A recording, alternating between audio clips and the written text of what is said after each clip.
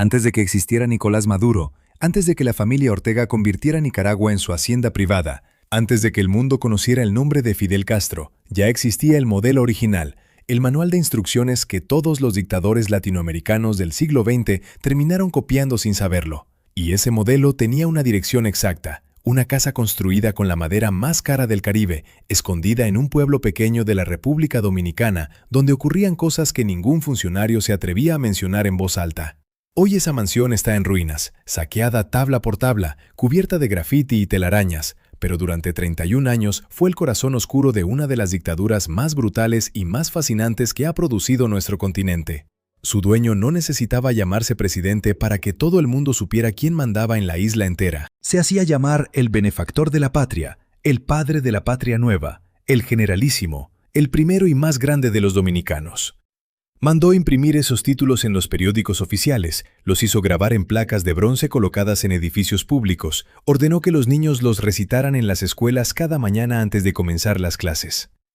Su nombre completo era Rafael Leónidas Trujillo Molina, y desde el año 1930 hasta el año 1961, la República Dominicana dejó de ser un país para convertirse en su propiedad personal, en su finca privada, en un negocio familiar administrado con la lógica de una empresa criminal disfrazada de gobierno legítimo. Para entender la magnitud de lo que este hombre construyó, hay que empezar por sus orígenes, porque ahí está la clave de todo lo que vino después. Rafael Trujillo nació el 24 de octubre de 1891 en San Cristóbal, una ciudad pequeña y modesta al suroeste de Santo Domingo, habitada por campesinos y trabajadores que cortaban caña en las plantaciones cercanas. No venía de una familia rica ni de un apellido que abriera puertas automáticamente. Trabajó como telegrafista, como guardia de plantaciones, y finalmente ingresó a la Guardia Nacional con la modestia de quien no tenía muchas otras opciones disponibles en aquella época. Pero dentro de ese joven sin fortuna ni conexiones, ardía una ambición que terminaría devorando a todo un país durante 3 décadas completas. Cuando finalmente llegó al poder absoluto, después de maniobras políticas y militares que lo colocaron en la cúspide del ejército dominicano, Trujillo desarrolló una obsesión que comparten casi todos los grandes dictadores de la historia universal. Necesitaba demostrar de la manera más ostentosa posible que había escapado para siempre de sus orígenes humildes, y ninguna demostración resultaba más contundente que regresar al mismo pueblo donde había nacido pobre y construir ahí, en ese lugar exacto, un palacio que dejara boquiabierto a cualquiera que lo viera. En el año 1940, cuando ya llevaba una década completa en el poder y su control sobre el país era total, Trujillo ordenó la construcción de su residencia privada en San Cristóbal.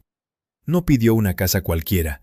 Exigió un palacio revestido de arriba a abajo con caoba, esa madera roja oscura, casi color borgoña bajo la luz del sol, dura como el hierro, con un aroma profundo y cálido que impregna la piel de quien pasa suficiente tiempo cerca de ella.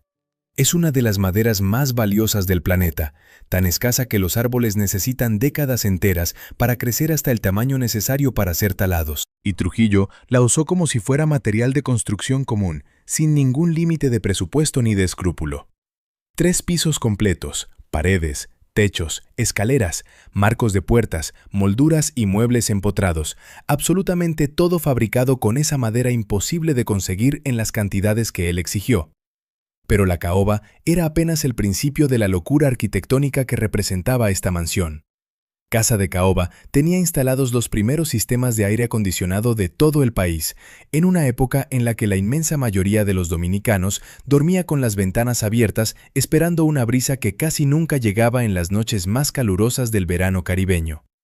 Mientras su pueblo sudaba sin remedio, Trujillo dormía en habitaciones refrigeradas artificialmente, como si el clima tropical de su propia isla fuera un inconveniente menor que el dinero podía resolver sin dificultad alguna. Tenía también los primeros ascensores privados de toda la República Dominicana, líneas telefónicas directas conectadas con la capital, con sus generales, con sus embajadas repartidas por el mundo entero, y una cocina que competía en calidad con cualquier hotel europeo de 5 estrellas, atendida por cocineros traídos específicamente para complacer sus gustos más exigentes. Los diplomáticos extranjeros que lograban visitar la mansión salían de ahí con la boca abierta, incapaces de creer que semejante despliegue de tecnología y lujo existiera escondido en un pueblo tan pequeño y tan alejado de la capital. Pero había algo más en casa de Caoba, algo que ningún folleto turístico menciona jamás. Algo que todo dominicano que conoce la historia real de su país guarda en la memoria colectiva con una mezcla de horror y de vergüenza heredada. Casa de Caoba era el lugar donde Trujillo llevaba a las mujeres que le interesaban, y la palabra llevaba resulta demasiado suave para describir lo que en realidad ocurría con ese mecanismo. Existía en la República Dominicana de aquella época una práctica que los historiadores describen como una versión moderna y perversa del antiguo derecho de pernada feudal. Si una mujer llamaba la atención del dictador, fuera estudiante, esposa de un funcionario o hija de una familia de buena posición social, la maquinaria completa del Estado se activaba para conseguir lo que él quería. Los padres de esas mujeres recibían recomendaciones que en realidad eran órdenes disfrazadas de sugerencias amables. Los maridos eran transferidos repentinamente a puestos lejanos sin ninguna explicación oficial convincente, y las negativas, cuando alguien se atrevía a pronunciarlas, traían consecuencias que iban desde la pérdida inmediata del empleo hasta la desaparición física completa de la persona involucrada. Muchas de esas visitas terminaban precisamente en San Cristóbal, lejos de los ojos curiosos de la capital, dentro de las habitaciones forradas de caoba de esa mansión que hoy permanece vacía y saqueada. También ahí guardaba Trujillo el dinero que no quería que nadie más viera, los documentos de operaciones delicadas, los registros de acuerdos que jamás debían hacerse públicos bajo ninguna circunstancia. El dictador desconfiaba profundamente del Palacio Nacional en Santo Domingo, donde, según él, existían demasiados ojos y demasiadas orejas dispuestas a informar sobre cualquier movimiento sospechoso. San Cristóbal era su territorio de origen, el único lugar donde realmente se sentía seguro, y por eso convirtió esa mansión en la caja fuerte definitiva de todos sus secretos más oscuros. Hoy, cuando uno camina por los restos de Casa de Caoba, encuentra habitaciones vacías, escaleras sin barandales, pisos de mármol italiano completamente destrozados que conviven con basura acumulada durante décadas de abandono absoluto. La caoba original fue robada casi por completo, panel por panel, tabla por tabla, en un proceso de saqueo que duró años enteros, mientras el gobierno dominicano observaba sin tomar ninguna decisión clara sobre qué hacer con ese monumento incómodo a su propio pasado más oscuro. Pero para entender por qué esa mansión llegó a existir con semejante nivel de opulencia, necesitamos adentrarnos todavía más en la maquinaria económica que Trujillo construyó alrededor de sí mismo, un sistema que convirtió a toda una nación en su fuente personal de riqueza ilimitada, y eso es exactamente lo que vamos a descubrir en la siguiente parte de esta historia. Переходим ко второй части. Здесь я подробно раскрою экономическую империю Трухильо, как он контролировал 60% экономики страны, куда уходили его личные $800 миллионов, и что творилось внутри этой системы монополий. Para entender realmente el tamaño del monstruo económico que Rafael Trujillo construyó durante su gobierno, hay que dejar de pensar en él como un simple dictador político y empezar a pensar en él como el director ejecutivo de la corporación criminal más grande y más exitosa de todo el Caribe. Porque eso es exactamente lo que fue. Una mafia con uniforme militar, una empresa familiar disfrazada de gobierno nacional, un cartel que además tenía el privilegio absoluto de imprimir su propia moneda y de escribir sus propias leyes sin que nadie pudiera cuestionarlo jamás. En el momento más alto de su poder, los economistas independientes que estudiaban la situación dominicana calcularon que Rafael Trujillo controlaba, directa o indirectamente, alrededor del 60% de la economía completa del país. Detente un momento y procesa esa cifra con calma. De cada 10 pesos dominicanos que circulaban por toda la nación, 6 pasaban en algún punto de su recorrido por las manos del dictador o por las manos de sus empresas familiares. No existía en la historia reciente de América Latina otro ejemplo tan extremo de concentración económica en manos de un solo hombre y de su círculo más cercano. El azúcar era el motor histórico de la economía dominicana desde el siglo XIX, la industria más grande y más rentable del país entero, la que generaba la mayor parte de las divisas extranjeras necesarias para sostener el comercio internacional. Las plantaciones más grandes y más productivas de toda la isla pasaron gradualmente a manos de compañías que en el papel aparecían como entidades privadas independientes, con nombres corporativos elaborados y estructuras accionarias aparentemente complejas. En la práctica, todas esas empresas terminaban perteneciendo al mismo hombre.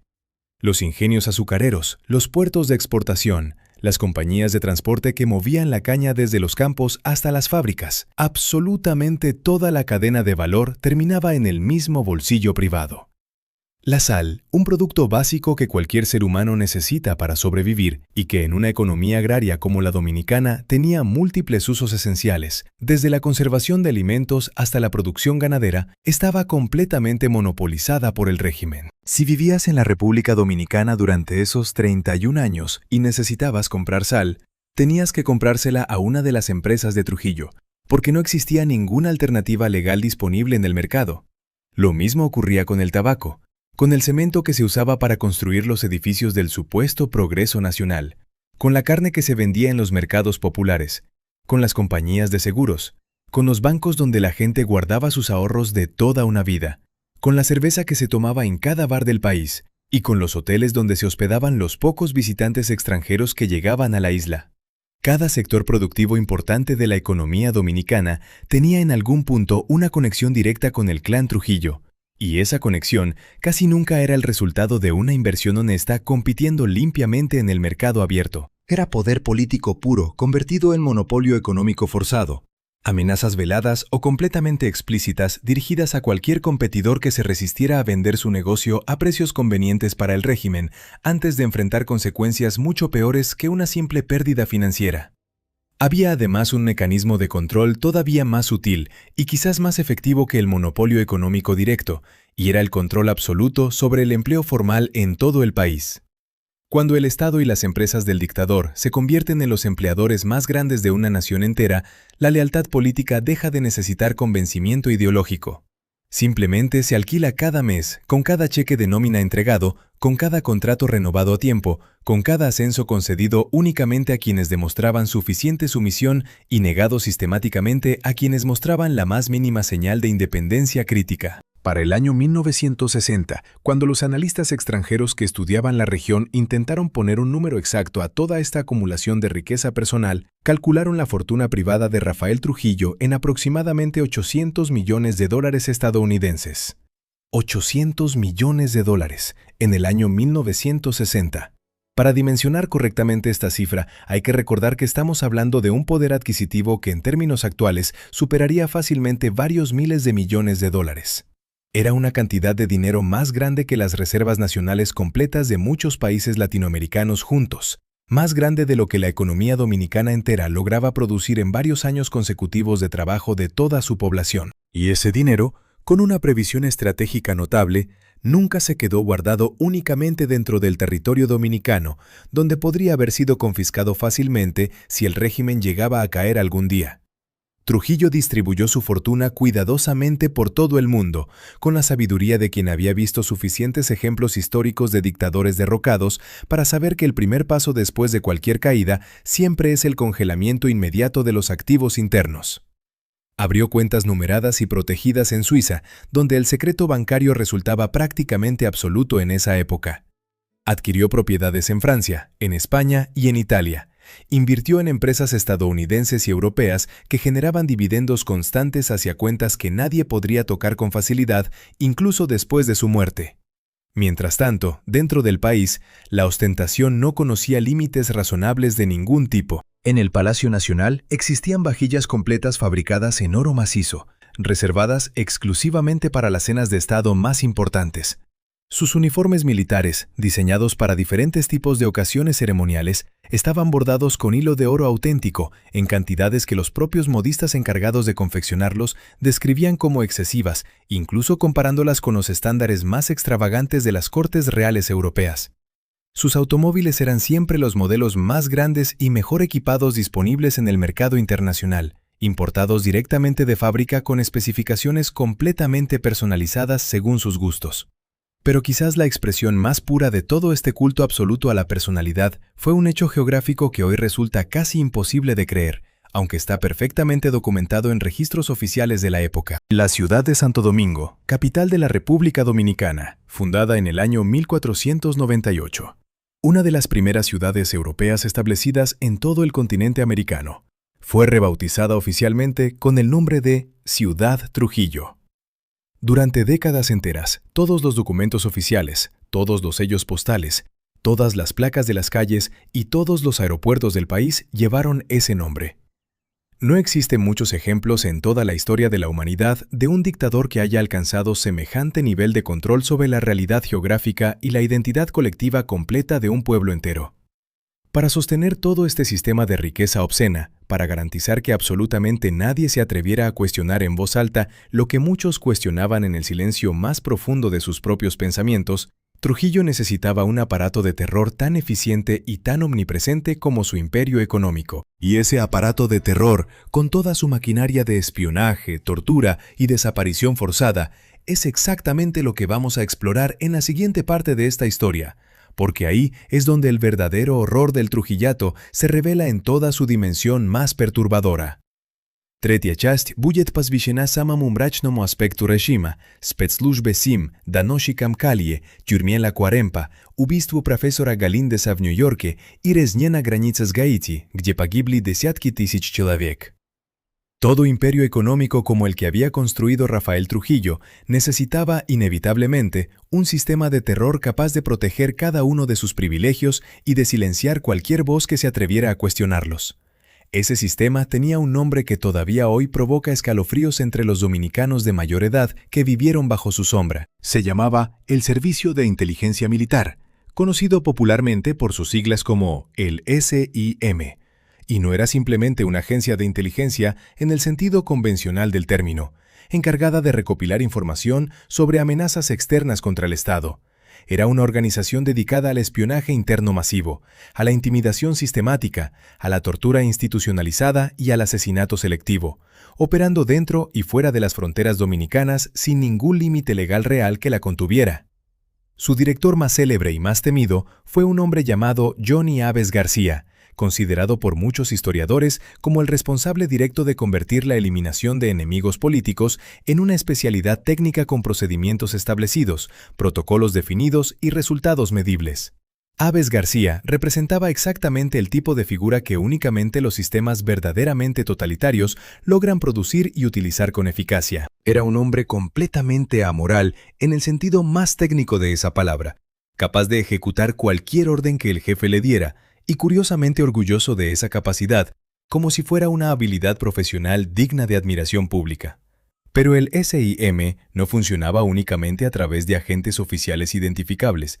Su fuerza real provenía de una red masiva de informantes civiles conocidos popularmente como los Calies, integrados discretamente en los barrios residenciales, en las escuelas primarias y secundarias, en las iglesias, en las oficinas de las empresas privadas y de los ministerios gubernamentales, incluso en los clubes sociales frecuentados por las clases medias y altas de la sociedad dominicana.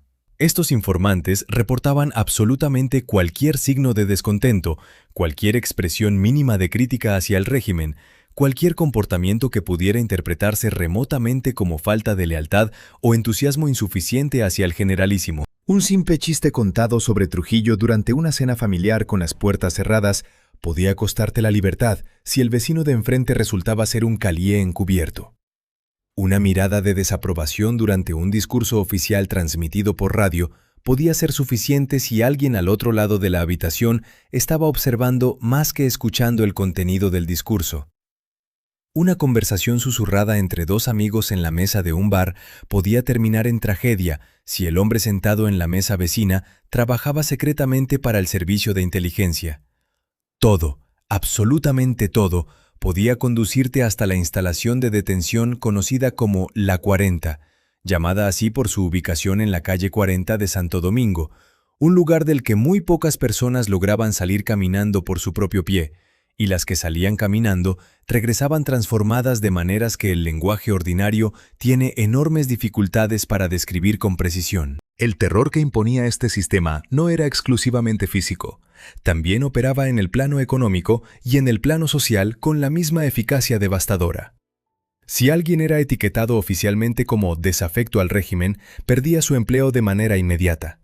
Si era empresario, perdía los contratos gubernamentales y las licencias operativas que dependían enteramente de la buena voluntad del Estado. Si era profesional universitario, el acceso a los colegios gremiales que regulaban su actividad se volvía complicado de maneras inexplicables, pero perfectamente efectivas para arruinar su carrera.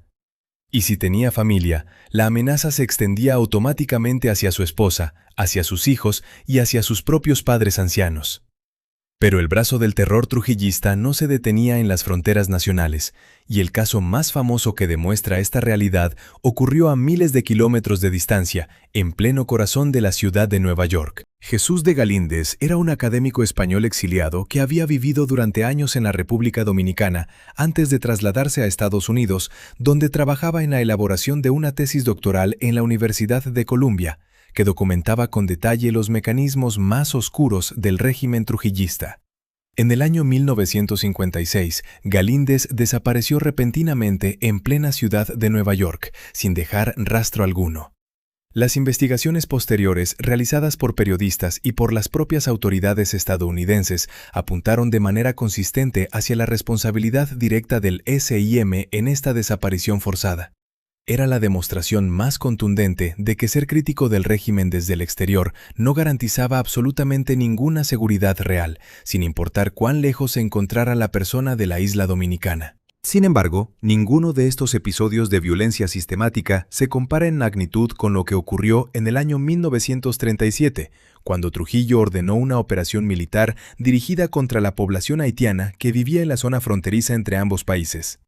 Durante varios días de octubre de ese año, las tropas dominicanas, bajo órdenes directas del dictador, ejecutaron una masacre sistemática que los historiadores conocen hoy como la Masacre del Perejil, llamada así porque los soldados identificaban a las víctimas potenciales pidiéndoles que pronunciaran la palabra perejil en español, ya que el acento haitiano dificultaba la correcta pronunciación de esa palabra específica. Las estimaciones sobre el número total de víctimas varían entre 10.000 y 30.000 personas asesinadas. Un rango tan amplio precisamente porque el horror fue suficientemente sistemático y suficientemente extendido como para que los registros exactos resultaran prácticamente imposibles de reconstruir con precisión total. Hombres, mujeres y niños fueron asesinados no porque hubieran cometido ningún delito, sino simplemente porque eran haitianos, y porque el jefe supremo había decidido unilateralmente que así debía ocurrir en ese momento histórico específico. El mundo internacional, que en teoría podría haber protestado con fuerza ante semejante atrocidad, prefirió mirar hacia otro lado, en parte porque Trujillo terminó pagando una indemnización negociada diplomáticamente con el gobierno haitiano, y en parte porque las grandes potencias mundiales de esa época tenían sus propias preocupaciones geopolíticas mucho más urgentes que atender. Este episodio revela quizás mejor que ningún otro la naturaleza real del poder que Trujillo había construido durante sus primeros años de gobierno. Un poder que no reconocía ningún límite moral, ningún freno institucional, ninguna consecuencia real más allá de la que el propio dictador decidiera imponerse a sí mismo si es que alguna vez llegaba a sentir remordimiento genuino por sus decisiones más brutales. La combinación entre este aparato de terror sistemático y el imperio económico que ya hemos explorado anteriormente creó un sistema total. Una maquinaria capaz de penetrar absolutamente todos los rincones de la vida social, económica y política del país durante más de 3 décadas consecutivas. Y ese sistema, tarde o temprano, tenía que producir una generación heredera que creciera completamente convencida de que ese nivel de poder absoluto era simplemente la manera normal en que funcionaba el mundo. Y esa generación tiene un nombre propio que vamos a conocer a fondo en la siguiente parte de esta historia. Четвертая часть будет про сына Трухильо, Рамфиса. Как в 5 лет он стал полковником, как в Голливуде крутил романы с актрисами вроде Ким Новак, дарил Феррари и Меха, и почему это прямая параллель с современными сыновьями Мадуро и Ортегui. Si los excesos del propio Rafael Trujillo tenían al menos una lógica perversa pero comprensible, la lógica de un hombre que había llegado desde la nada absoluta y que nunca lograba saciar completamente el hambre acumulada durante su infancia de escasez, los excesos de su hijo mayor pertenecen a una categoría completamente distinta y todavía más perturbadora. Porque los excesos de Ramfis Trujillo son los excesos de alguien que nació directamente en la cima del poder absoluto, que jamás conoció ninguna otra realidad posible, y que por lo tanto nunca desarrolló ni la más mínima conciencia sobre el valor real de lo que poseía, ni sobre el costo humano brutal que representaba cada uno de sus caprichos personales. Ramfis era el hijo mayor de Rafael Trujillo, nacido en el año 1929, designado desde su más temprana infancia como el heredero natural del trono caribeño que su padre estaba construyendo con mano de hierro. Y la historia de su vida resulta tan absurda, tan cinematográficamente excesiva en cada uno de sus detalles, que si alguien intentara presentarla como pura ficción, cualquier editor responsable le pediría de inmediato que moderara considerablemente el relato porque simplemente no resultaría creíble para el público. Empecemos por el principio de esta historia surrealista. Ramfis Trujillo fue nombrado formalmente coronel del ejército dominicano a la edad de 5 años. 5 años completos, la misma edad en la que la mayoría de los niños apenas están aprendiendo a leer sus primeras palabras, la edad en que el dilema estratégico más importante de un ser humano normal consiste en decidir si prefiere jugar con soldaditos de plomo o con carritos de juguete durante la tarde. Ramfis, con apenas 5 años cumplidos, ya tenía un rango militar oficial, un uniforme confeccionado especialmente a su medida infantil y el saludo militar obligatorio de oficiales adultos que le doblaban varias veces la edad. Y si esto ya te parece suficientemente absurdo, espera escuchar lo que vino después. A la edad de 9 años, Ramfis fue ascendido oficialmente al rango de general de brigada. 9 años cumplidos, probablemente todavía perdiendo los últimos dientes de leche en su boca infantil. Esto no era simple nepotismo familiar llevado al extremo, era nepotismo elevado a la categoría de declaración filosófica pública. Era Trujillo comunicándole al mundo entero, sin ninguna ambigüedad posible, que los rangos militares, los títulos honoríficos y los honores institucionales no significaban absolutamente nada más allá de su voluntad personal ilimitada. Podía crear un general de 9 años de edad precisamente porque podía hacer literalmente cualquier cosa que se le ocurriera sin ninguna consecuencia real. Pero Ramfis eventualmente creció y cuando finalmente alcanzó la edad adulta, descubrió Hollywood, no de manera metafórica, sino completamente literal. Durante la década de los años 50, mientras su padre gobernaba con mano de hierro absoluta y la población dominicana entera vivía bajo el peso constante del miedo generalizado, Ramfis Trujillo se convirtió en una figura habitual dentro de la vida social más exclusiva de Beverly Hills. Contaba con el dinero prácticamente ilimitado de toda su familia, con el encanto natural de quien jamás había escuchado la palabra no dirigida hacia él en toda su vida, y con una fascinación particular por las actrices más famosas de Hollywood que terminó convirtiéndolo en una figura legendaria dentro de esos círculos sociales tan exclusivos. Kim Novak era en ese momento histórico una de las estrellas cinematográficas más grandes de todo Estados Unidos, protagonista de la aclamada película Vértigo, dirigida por Alfred Hitchcock. Mantuvo una relación sentimental con Ramfis que terminó escandalizando profundamente a los estudios cinematográficos de la época, no tanto por la naturaleza de la relación en sí misma, sino específicamente por la magnitud desproporcionada de los regalos que él le ofrecía constantemente. Ramfis le regaló un automóvil Ferrari completo, uno de los vehículos deportivos más costosos disponibles en el mercado mundial de aquellos años. Le regaló abrigos de piel en cantidades suficientes para llenar completamente un armario entero. Le regaló joyas, diamantes, esmeraldas y rubíes con la misma despreocupación absoluta de quien compra flores comunes en una esquina cualquiera de la ciudad. Y Kim Novak estaba lejos de ser la única mujer en esa larga lista de conquistas amorosas. Ramfis mantuvo relaciones con actrices de primerísima línea del cine estadounidense, con modelos internacionales reconocidas mundialmente, con herederas de grandes fortunas familiares europeas. Cada una de esas conquistas venía acompañada invariablemente de regalos cuyo costo total equivalía a lo que un trabajador dominicano promedio ganaría después de varios años completos de trabajo continuo en los cañaverales pertenecientes precisamente a las plantaciones de su propio padre.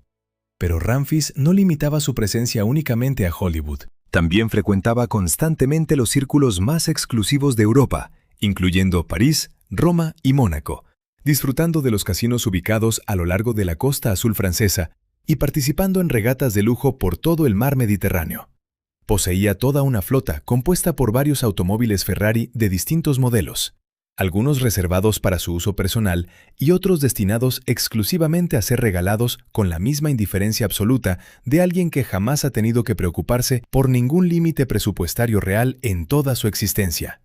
Tenía además un yate privado de dimensiones dignas de cualquier oligarca contemporáneo del siglo XXI, propiedades repartidas en varios países europeos distintos, y todo ese despliegue de riqueza personal provenía directamente del sudor, la sangre y las lágrimas acumuladas del pueblo dominicano entero.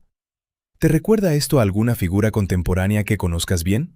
¿Te recuerda quizás a Nicolás Ernesto Maduro Guerra, con sus relojes de lujo ostentosos y sus fotografías presumiendo viajes en aviones privados, mientras toda Venezuela se hundía progresivamente en la peor crisis humanitaria de su historia reciente? ¿Te recuerda tal vez a los hijos del matrimonio Ortega paseándose tranquilamente por las calles de Managua en camionetas completamente blindadas, mientras Nicaragua se transforma gradualmente en otra versión moderna de la Cuba comunista más represiva? La historia de los hijos de dictadores latinoamericanos posee una coherencia estructural absolutamente terrible que trasciende cualquier época histórica particular y cualquier ubicación geográfica específica. Es fundamentalmente la misma historia repetida con variaciones superficiales. El padre construye pacientemente todo el sistema de saqueo institucionalizado. El hijo simplemente disfruta los frutos acumulados sin entender jamás, o sin que le importe en absoluto, el costo humano real de esa riqueza mal habida. Existía además una dimensión adicional en la biografía de Ramfis que completa perfectamente el retrato psicológico de este personaje. Una dimensión que los libros de historia convencionales suelen omitir, porque resulta incómoda desde múltiples perspectivas distintas. Ramfis no era simplemente un hombre carente de talento personal alguno. Era genuinamente inteligente, hablaba con fluidez varios idiomas extranjeros, poseía una cultura general superficial, pero considerablemente amplia, del tipo que produce inevitablemente la riqueza cuando se combina con curiosidad natural y con acceso prácticamente ilimitado a los mejores recursos educativos y culturales disponibles en el mundo entero. Podía resultar profundamente encantador en el trato personal, capaz de generar en la persona que tenía enfrente en ese momento la sensación genuina de ser la única persona verdaderamente importante presente en toda la habitación. Esa combinación particular entre encanto natural y dinero completamente ilimitado explica parcialmente su enorme éxito social tanto en Hollywood como en los círculos de la élite europea más exclusiva. Pero también era, sin ninguna duda razonable, un hombre que había crecido enteramente dentro de un sistema donde el poder jamás generaba consecuencias reales, donde cualquier cosa que él deseara terminaba siendo suya tarde o temprano, donde cualquier persona que se atreviera a interponerse entre él y sus deseos personales encontraba misteriosamente formas diversas de desaparecer permanentemente de su camino. Esa ausencia total y absoluta de límites reales desde la más temprana infancia produce inevitablemente un tipo particular de personalidad que los psicólogos especializados han descrito repetidamente en múltiples contextos históricos distintos. La incapacidad estructural para tolerar cualquier frustración menor, la tendencia constante hacia explosiones de ira cuando la realidad cotidiana no se ajusta perfectamente a sus expectativas personales, la mezcla paradójica y peligrosa entre encanto superficial genuino y brutalidad fría cuando ese encanto simplemente deja de resultar suficiente para conseguir lo deseado. Ramfis Trujillo encarnaba exactamente ese tipo particular de personalidad, y esa combinación específica, sumada al poder heredado directamente de su padre, produciría resultados absolutamente devastadores en los momentos más críticos de la historia familiar, resultados que vamos a descubrir con todo detalle en la parte final de esta historia extraordinaria. Финальная часть. Убийство Трухильо в засаде на дороге к его собственному дому. Кровавая месть Рамфиса заговорщикам. Бегство семьи с награбленным добром. И то, во что превратился особняк Каса де Каоба сегодня. Плюс финальный вывод и призыв к действию. El martes 30 de mayo del año 1961 fue una noche calurosa y aparentemente tranquila en la República Dominicana, muy parecida a casi todas las demás noches que se vivían habitualmente en el Caribe durante esa época del año. Rafael Trujillo tenía 69 años cumplidos. Llevaba ya 31 años consecutivos ejerciendo el poder absoluto sobre toda la nación. Había sobrevivido durante ese tiempo a innumerables conspiraciones internas, a varios intentos serios de golpe de Estado, a presiones diplomáticas internacionales constantes, a la condena formal emitida por la Organización de Estados Americanos, e incluso a un intento fallido de asesinato dirigido contra el presidente venezolano Rómulo Betancourt. Operación que salió completamente mal y que le costó a Trujillo un aislamiento diplomático internacional del cual nunca logró recuperarse por completo. Pero aquella noche específica, el generalísimo salió de Santo Domingo conduciendo su automóvil Chevrolet Bel Air de color azul, dirigiéndose hacia San Cristóbal, hacia su ciudad natal, hacia Casa de Caoba. ese refugio de lujo y de secretos que había construido décadas atrás. Viajaba acompañado únicamente del chofer y de un pequeño grupo reducido de acompañantes personales, sin desplegar el aparato completo de seguridad que un hombre con la enorme cantidad de enemigos que él acumulaba debería haber mantenido activo permanentemente en cada uno de sus desplazamientos.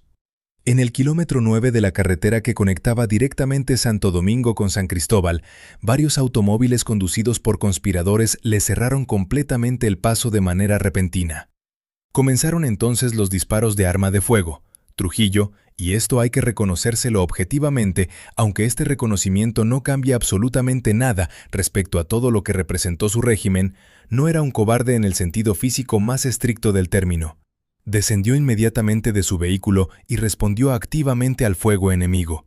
Tenía 69 años cumplidos y respondió armado y de pie a una emboscada mortal cuidadosamente planificada. No sirvió absolutamente de nada su valentía personal en ese momento crítico.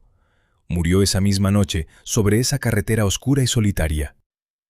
El hombre que se había autoproclamado benefactor de la patria, que había rebautizado oficialmente la capital entera de su país con su propio apellido, que había controlado directamente el 60% de la economía nacional durante 3 décadas consecutivas, murió finalmente en la cuneta de una carretera secundaria situada entre Santo Domingo y la ciudad exacta donde había nacido décadas atrás. La ironía geográfica resulta absolutamente perfecta cuando se analiza con detenimiento. Se dirigía precisamente hacia Casa de Caoba en el momento en que lo asesinaron. Nunca logró llegar a su destino final. La noticia de su muerte se extendió por todo el país con la velocidad característica de las noticias capaces de cambiar por completo el rumbo de una nación entera. Muy lentamente al principio, mientras el gobierno intentaba desesperadamente controlar el flujo de información oficial, y luego, de manera absolutamente repentina, cuando ya resultaba completamente imposible contener la verdad. Y fue precisamente en ese momento crítico cuando Ramphis regresó de inmediato al país.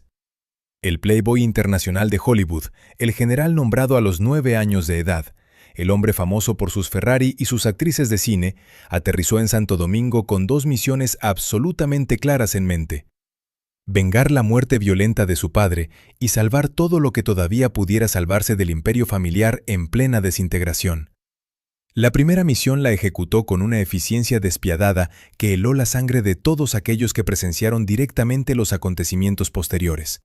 Los hombres implicados directamente en la conspiración fueron identificados sistemáticamente y capturados uno por uno. Ramphis ordenó personalmente y en varios casos participó de manera directa en lo que ocurrió posteriormente con cada uno de ellos. Las versiones históricas documentadas de esas semanas resultan profundamente perturbadoras, incluso comparándolas con los estándares habituales de violencia política que caracterizaron a América Latina durante todo el siglo XX. Pero a pesar de esta respuesta sangrienta e inmediata, el régimen ya no pudo sostenerse por mucho tiempo más. La presión internacional resultaba absolutamente enorme en ese momento histórico específico. Estados Unidos, que había tolerado pacientemente a Trujillo durante décadas enteras, considerándolo su dictador anticomunista de confianza en la región caribeña, ya no podía sostener políticamente esa posición bajo la nueva administración presidencial de John Kennedy. La propia sociedad dominicana comenzaba a demostrar abiertamente que no toleraría simplemente que el hijo reemplazara mecánicamente al padre en el poder absoluto. Hacia finales del año 1961, la familia Trujillo completa entendió finalmente que el juego político había terminado por completo. Y entonces hicieron exactamente lo que hacen todas las familias de dictadores derrocados cuando llega el final inevitable. Se marcharon del país. Pero no se marcharon con una simple maleta cargada de ropa de repuesto. Se marcharon en un yate privado cargado hasta el límite con absolutamente todo lo que lograron llevarse consigo en tan poco tiempo disponible. Dinero en efectivo en múltiples monedas extranjeras diferentes, joyas de valor incalculable, obras de arte robadas del patrimonio nacional, documentos oficiales comprometedores, y según las versiones más detalladas registradas sobre esos días finales, incluso se llevaron consigo el ataúd completo de Rafael Trujillo, porque la familia se negaba rotundamente a dejar en manos de los dominicanos ni siquiera eso. El cuerpo del dictador terminó primero en territorio francés, luego trasladado hacia España, donde el régimen franquista los recibió con la hospitalidad característica que las dictaduras afines suelen ofrecerse mutuamente sin ningún reparo moral aparente. Finalmente fue enterrado en un cementerio privado ubicado en Madrid, muy lejos del país que había controlado absolutamente durante 3 décadas completas, muy lejos también de Casa de Caoba, donde tantas veces había dormido convencido erróneamente de que su poder personal resultaría eterno e indestructible.